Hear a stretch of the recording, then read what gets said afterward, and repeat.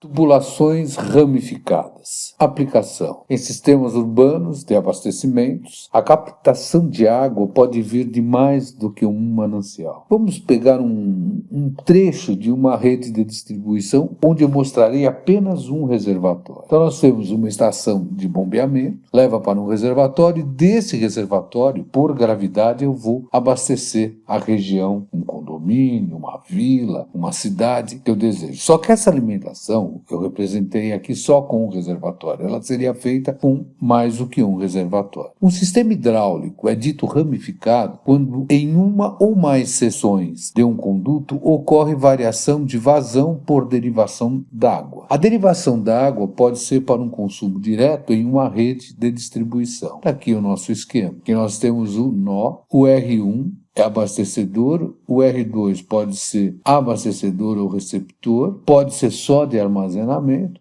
e aqui eu tenho alimentação direta. Esse é um problema clássico da hidráulica, que denominamos de tomada d'água entre dois reservatórios. A derivação d'água também pode ser para um outro reservatório. Veja o exemplo.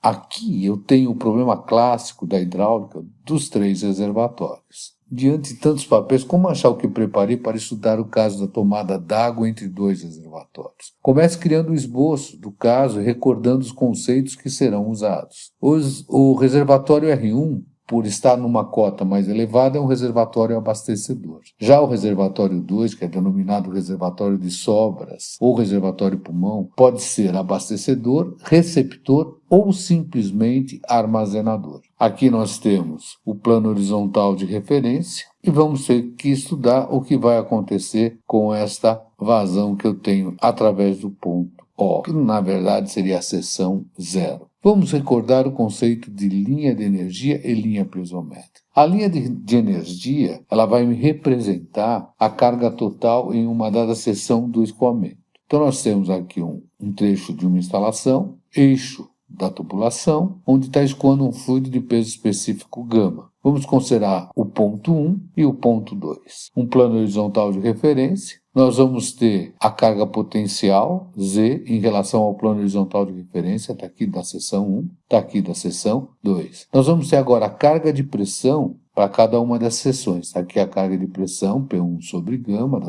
do ponto 1 ou da seção 1, aqui do ponto 2 ou da seção 2. Se eu unir esses dois pontos por uma reta, eu vou ter o que eu considero como linha piezométrica. Então, a linha piezométrica é o lugar geométrico que me representa a soma da carga potencial mais a carga de pressão. Ela sempre será decrescente no sentido do escoamento. Agora, se eu considero que a carga cinética é V ao quadrado sobre 2G e acrescento as duas seções, então está lá V1 ao quadrado sobre 2G, está aqui V2 ao quadrado sobre 2G, como o diâmetro é o mesmo, é claro que essa carga cinética vai ser igual. Então eu vou ter uma reta paralela à primeira, que será a linha de energia, ou seja, a linha de energia é o lugar geométrico que me representa a carga total no ponto ou na seção que eu quero, ou seja, a soma da carga potencial Z mais a carga de pressão P sobre γ mais a carga cinética V ao quadrado sobre 2G. Carga total, como eu disse, Z mais P sobre γ mais V ao quadrado sobre 2G. Aqui o esquema para que possamos observar.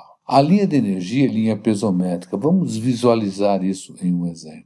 Linha de energia, a linha piezométrica. Aqui observe que eu tive uma perda de carga. Observem que aqui eu tenho a pressão estática e aqui eu tenho a pressão total, que seria a estática mais a dinâmica. Então, a pressão estática mais a dinâmica, já que a dinâmica é V ao quadrado sobre 2G, como é que eu defino a pressão dinâmica? É aquela que surge quando eu converto a energia cinética ou a carga cinética em carga de pressão. Eu coloco um anteparo e eu tenho essa transformação. Daí eu tenho a representação. Observações sobre a velocidade de um escoamento em sistema de distribuição. Não deve ser inferior a 0,6 metros por segundo.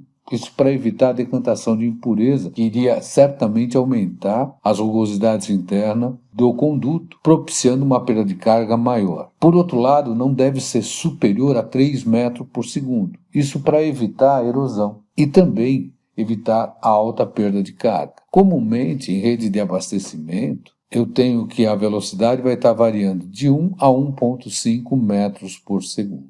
Na prática, é importante o seguinte: já que a velocidade está variando de 1 a 1,5 metros por segundo, eu posso falar que a carga cinética é muito pequenininha. Ela está variando de 0,051 a 0,115 metros. É muito pequena, a tal ponto que é comum, na prática, se desprezar a diferença entre a linha de energia e a linha piezométrica. Elas vão estar muito próximas. Considerando a instalação ao lado, vamos determinar a vazão para o seguinte caso. Então, eu tenho aqui o esquema, eu vou representar supondo que a minha válvula esteja fechada. Se a válvula está fechada, o meu reservatório R1 vai simplesmente abastecer o meu reservatório R2. Aí, pela equação da energia aplicada a um escoamento incompressível e com regime permanente, que garante que os níveis dos reservatórios nível 1 e 2 permaneçam constantes, eu vou poder escrever que a carga total em 1 é igual à carga total em 2 mais a perda de carga de 1 a 2. Portanto, a minha perda de carga de 1 a 2, que seria H1 menos H2, vai ficar Z1 menos Z2. Por que isso? Porque a pressão que age aqui é a pressão atmosférica aqui também. Se eu trabalho na escala efetiva, ela é igual a zero. Mas se eu trabalhasse na escala absoluta, elas também iriam automaticamente se anular. Se o regime é permanente, a velocidade do nível 1 e a velocidade do nível 2, ambas são nulas. Daí eu vou tirar que a carga total em 1 vai ser só a carga potencial de posição, Z1, e a carga total em 2 é a carga potencial de posição em 2. Só que ambas constantes, já que o escoamento é em regime permanente. A diferença entre elas vai me dar a perda de carga total que eu tenho de 1 até 2. A partir daí, fica fácil de calcular a vazão. Vamos admitir que eu tenho um conduto de seção circular e forçado e vamos calcular a perda de carga pela fórmula universal, ou seja, a fórmula de Darcy-Weisbach. Isso vai nos resultar que o nosso Z1 menos Z2 é igual ao coeficiente de perda de carga distribuída vezes o comprimento L1 mais L2 dividido pelo diâmetro hidráulico vezes Q ao quadrado 2G ao quadrado. Lembrando que como o conduto é de seção circular e forçado, esse diâmetro hidráulico é o próprio diâmetro. E a área aqui seria πd ao quadrado sobre 4, só que está ao quadrado. Daí eu vou tirar que o meu Z1 menos Z2 vai ser igual a 8 vezes o coeficiente de perda de carga distribuída, aceleração da gravidade, vezes π ao quadrado, vezes L1 mais L2, diâmetro a quinta vezes Q ao quadrado. Por isso que eu afirmei, olha, a perda de carga é inversamente proporcional ao diâmetro a quinta. Ou seja, quando eu aumento o diâmetro, essa perda de carga cai bastante. Dessa maneira, eu vou tirar que a vazão nessa situação seria a raiz quadrada do diâmetro a quinta vezes a diferença de cota, que é a perda de carga, dividido por 8 vezes o coeficiente de perda de carga distribuída, dividido pela aceleração da gravidade vezes π ao quadrado, vezes a somatória dos comprimentos L1 com L2. Isso aí nós estudamos em hidráulica básica, com o nome de escoamento em queda livre. Se você desejar rever os conceitos estudados em hidráulica básica, está aqui o nosso playlist no canal alemão Mecânica Resolve. Vale a pena. Se você não fez o hidráulica básica, é importante refazer para poder acompanhar essa nossa parte da hidráulica aplicada. A mesma instalação discutida no primeiro caso, vamos agora abrir a válvula de tal maneira que eu tenho o reservatório R1 como abastecedor, o R2 como receptor ou abastecido, e eu vou também abastecer a comunidade. Neste caso, eu vou aplicar a equação da energia para um escoamento incompressível em regime permanente em duas situações. Então eu vou ter que a carga total em 1 é igual à carga total em 0. Eu tenho uma única vazão nesse trecho, então eu posso fazer um balanço de carga, mais a perda de carga de 1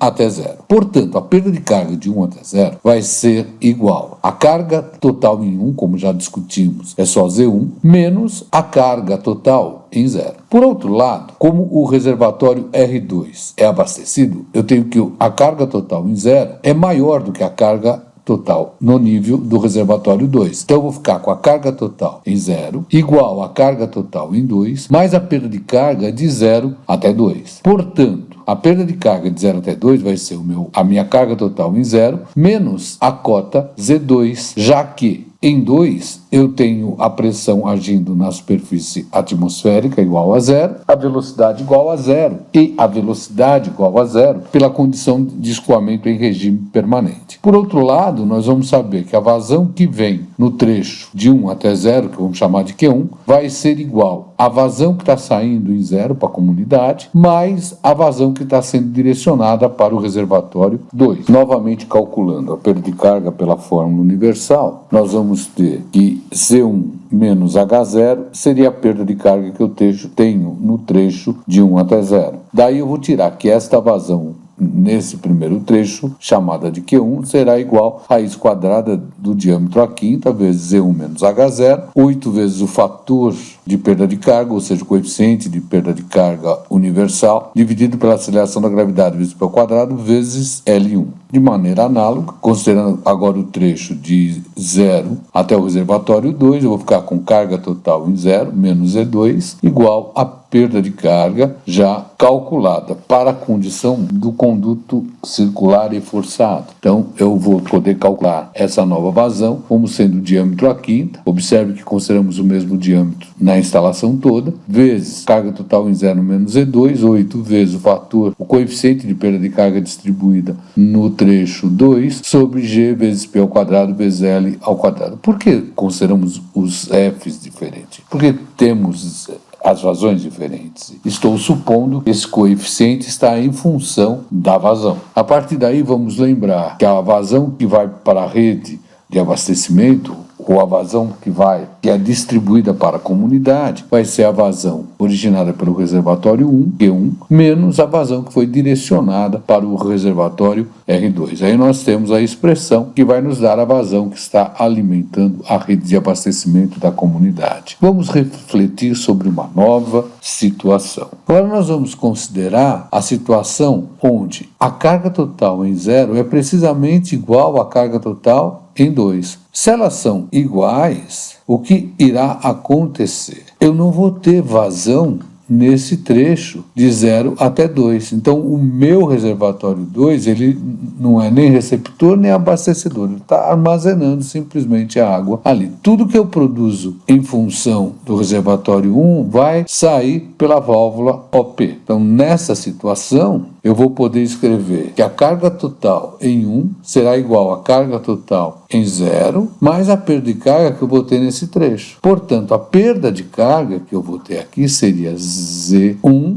menos o Z0. Só que o Z0, ele está num plano horizontal de referência, eu não posso esquecer isso. Então, eu vou ficar simplesmente com Z1. E eu estou calculando esse Z1 pela fórmula universal. Novamente, se eu considero um conduto de seção circular e forçado com escoamento incompressível, eu vou ter o diâmetro hidráulico é o próprio diâmetro interno e a minha área é πd ao quadrado sobre 4, que vai nos dar que Z1 vai ser igual a 8 vezes o coeficiente de perda de carga distribuída, dividido pela aceleração da gravidade vezes π ao quadrado, vezes L1, d à quinta vezes a vazão ao quadrado. Daí nós calculamos a vazão que foi produzida por 1 e está saindo todinha pela nossa válvula. É um caso particular do que apresentamos na primeira situação aqui. É comum para todos os casos analisados adotar a região do hidraulicamente rugoso. Por quê? Quando eu adoto a região do hidraulicamente rugoso na determinação do coeficiente de Darcy-Weisberg, ou no coeficiente de perda de carga distribuída, eu não o tenho em função da vazão, ele vai ficar só em função da relação do diâmetro com a rugosidade. E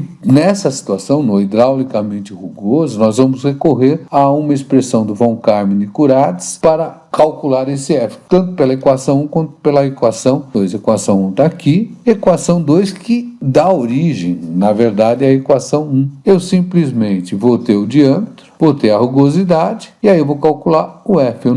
Ele independe, no caso, da vazão. Agora, para comprovar que eu estou nessa região, depois de calculado o F, eu posso fazer o cálculo. O número de Reynolds vezes raiz de F, dividido pela relação do diâmetro pela rugosidade, tem que nos dar maior ou igual a 200. Se acontecer isso, eu posso garantir que eu estou na região do hidraulicamente rugoso, e o que eu admiti está perfeitamente correto. As fórmulas são essas, eu não posso esquecer disso. Nessa situação do hidraulicamente rugoso. Regiões do diagrama de House, só para a gente visualizar aquilo que nós comentamos anteriormente. Então, eu vou ter aqui a região do laminar, o F é calculado como 64 dividido por Reynolds. Eu vou ter uma região de transição, onde eu não devo calcular o F em nada. Eu tenho hidraulicamente liso. Aqui eu vou ter um trecho que vai ser hidraulicamente a transição do liso para o rugoso. Olha, no rugoso eu tenho retas paralelas. Para qualquer Reynolds, ou seja, qualquer vazão, eu vou ter sempre o mesmo F. Ele independe da vazão. Essa é a representação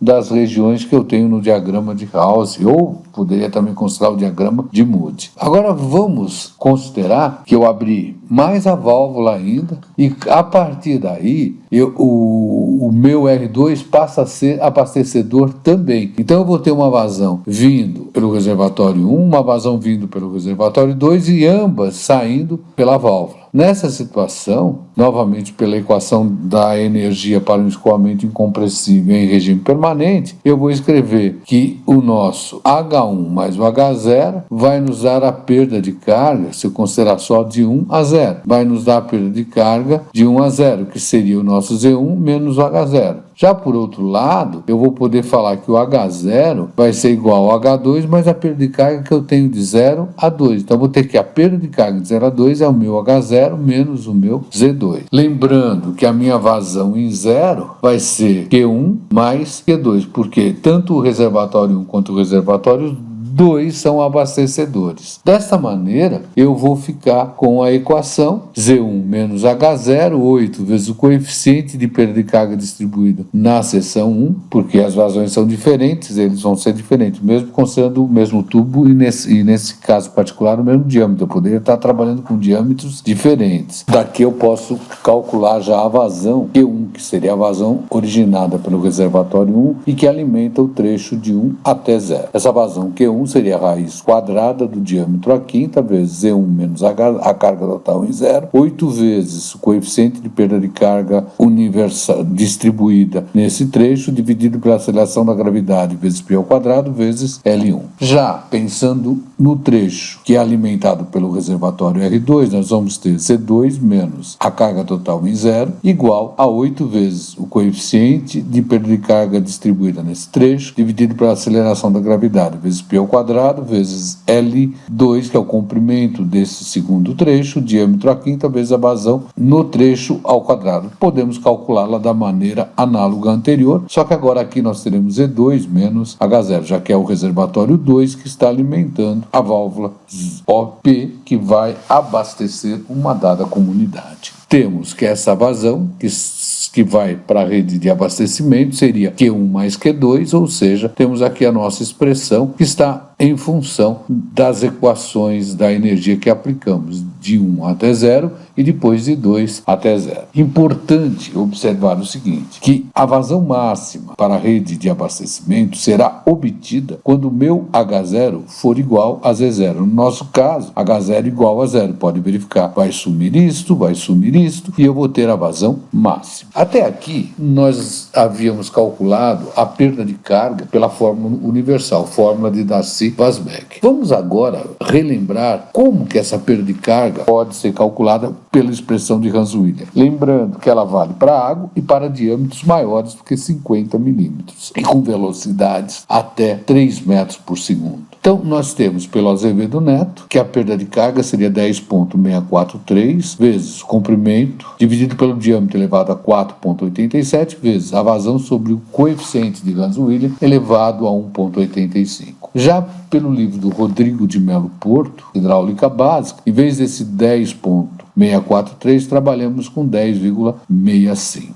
Consultando um outro livro interessante, escrito pelo professor Álvaro José Bach, nós vamos ter a única diferença desse expoente, que seria 1,852. E por fim, pegando um livro canadense, nós vamos ter, em vez de 10,65, 10,675 vezes L, e aqui novamente 1,852. Foi escrito por Jean-Paul Baudry. Importante aqui refletir, existe uma pequena diferença de uma fórmula para outra. Se eu tiver que superdimensionar, eu vou pegar aquele que vai me dar a maior perda de carga. Vamos exercitar o que estudamos até aqui e aprender fazendo. Uma rede de um bairro em Cotia pode ser abastecida por 2 reservatórios, R1 e R2, os quais encontram-se interligados por tubulações de ferro fundido novas, rugosidade equivalente igual a 2,59 vezes 10 a menos 4 metros, que tem os diâmetros nominais de 200 milímetros e 150 milímetros, respectivamente.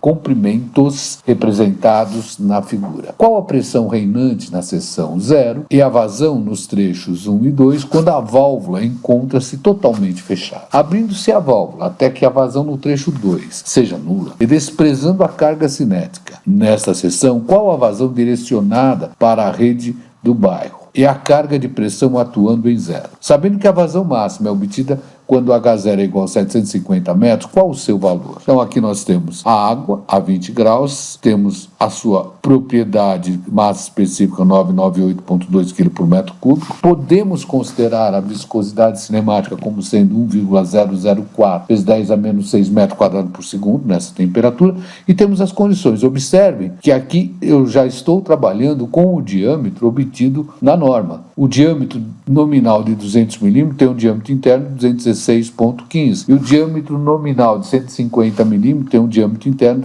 de 162,56 milímetros. Desejando ver a solução desse problema, você pode ir ao YouTube, no canal Alemão McFlu Resolve, está aqui o endereço, e acompanhar a solução do mesmo. Para um outro exercício, eu vou propor que vocês refaçam o exercício anterior, só que agora trabalhando com a forma de Hans Williams, considerando tubo de ferro fundido novo, onde o C é igual a 130, e trabalhando com a fórmula de Hans Williams, no caso a do livro canadense, para superdimensionar com 10,675 e com esse expoente 1,852, que é igual. Desejando acompanhar a solução desse exercício, também no meu canal Alemão McFlu Resolve, no YouTube, está aqui o endereço. Mais um. Esse é do livro do professor Rodrigo de Melo Porto. Se é dele, provavelmente vamos usar a fórmula que ele propõe para o cálculo da perda de carga por Hans Williams. Então, no sistema de abastecimento d'água, mostrado na figura a seguir, faz parte de um sistema de distribuição de água em uma cidade, cuja rede se inicia no ponto B. Quando a carga de pressão disponível no ponto B for 20 metros de coluna d'água, determine a vazão no trecho AB e verifique se o reservatório 2 é abastecido ou abastecedor. Nessa situação, qual a vazão em B, que está indo para a rede de distribuição? A partir de qual valor da pressão, da carga de pressão em B, a rede é abastecida somente pelo reservatório 1. Material das tubulações, aço rebitado novo. Despreze as perdas de cargas localizadas e as cargas cinéticas e utilize a fórmula de Hans Williams. São dados,